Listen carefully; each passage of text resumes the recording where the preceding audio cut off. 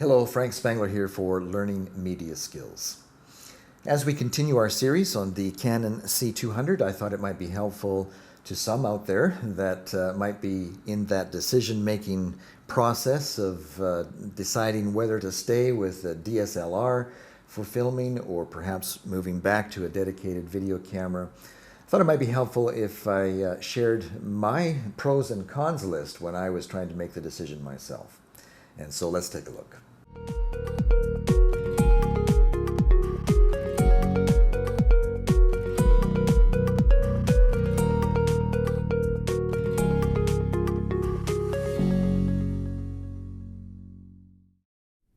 Now, depending on the particular DSLR that you are coming from, some of the following pros may not apply to you. I'm coming from the perspective of filming with the Canon 5D Mark IV. And so most of the pros on my list are from that viewpoint. Now, don't get me wrong, I've loved my Canon 5D Mark IV, but due to a recent unfortunate accident on a slippery slope on a hillside farm in Rwanda, my beloved 5D Mark IV met an untimely demise, and I needed a replacement. Should I simply get another 5D Mark IV, or was there something better out there for me? After all, the Mark IV was over 2 years old now, and so I started doing some research, and I discovered the Canon C200. Because of the Canon color science and the dual pixel autofocus that has been so wonderful for me, I knew that I had to stay in the Canon family. I had briefly looked into Canon's cinema line before, but thought that the 300 or the 700 especially were just beyond my budget. Now, I discovered there was an affordable option in the C200 that would allow me to use all of my current lenses. Nice. I made the leap and have been using the camera now for a couple of weeks, and here are my post-purchase thoughts.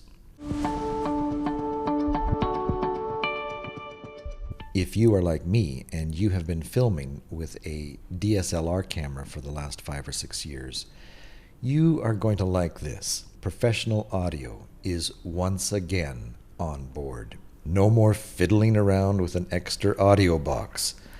The C200 has 2 XLR inputs with an excellent preamp, 1 mini stereo for that lav mic of yours, an onboard scratch audio mic, and delightful audio controls at the back. You can record 4 channels of audio and with menu options set safety tracks at a lower dB. I am loving this.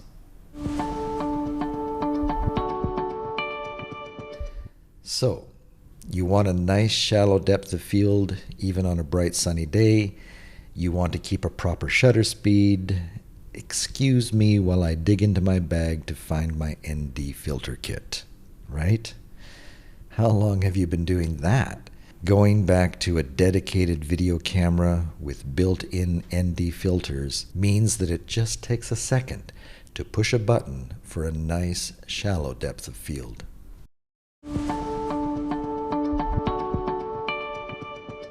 The Canon C200 uses a full 35mm sensor, and when filming, even in 4K, you are able to utilize the full sensor without any crop factor. When filming with the 5D Mark IV in 4K, even with a 16mm lens, you could run into problems in tight spaces. Here is the same scene with the same 16mm lens. I like it.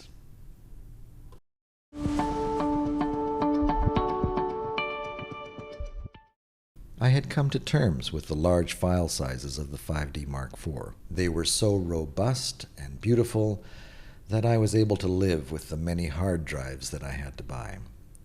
But I'm not complaining about the readout on my screen that says that I have 227 minutes on a newly formatted 256 gigabyte card for 4K video. That's almost 4 hours of record time. 4K recording on the 5D Mark IV was about 1 hour for a 256 gig card. For me, this is great. When I'm recording interviews that need translation, I am just letting the 4K roll while I get the translation. Sweet.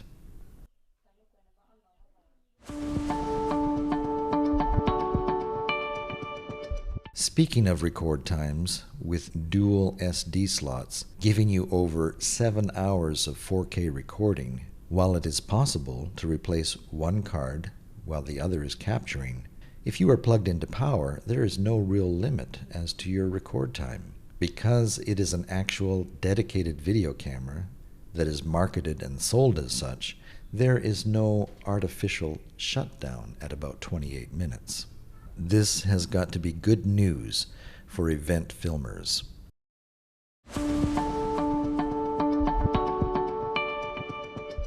While it is possible to send in your Canon 5D Mark IV into a authorized Canon repair center to get an upgrade that gives you the ability to film in Canon log, I never did.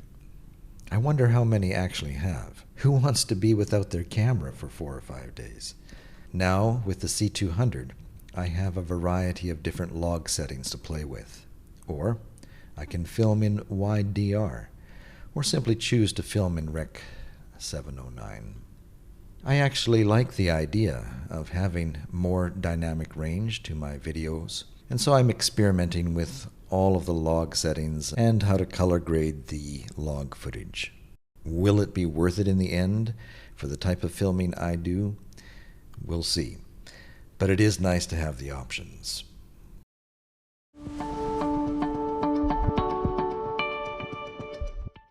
Raw video. This has been the holy grail, right? Ever since we saw what we could do with raw still images to recover those badly exposed shots or a shot that had a horrible color balance. If only we could do that with video.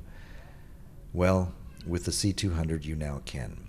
And as a bonus, it gives you 4K clips that are in a more professional 422, 10 or 12-bit format.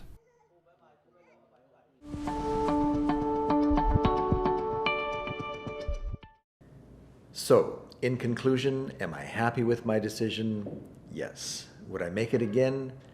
Absolutely. However, full disclosure, after filming with the Canon C200 for just 1 week, I went out and I picked up another Canon 5D Mark IV. I just love filming with this camera. It's light, it's easy to use, it has a beautiful 4K image that I've just come to really appreciate over the last couple of years. With this camera, I find that I'm able to get into place very quickly. I'm able to change my settings quickly. I can make the nice, smooth handheld shots because it's so much lighter than the Canon C200.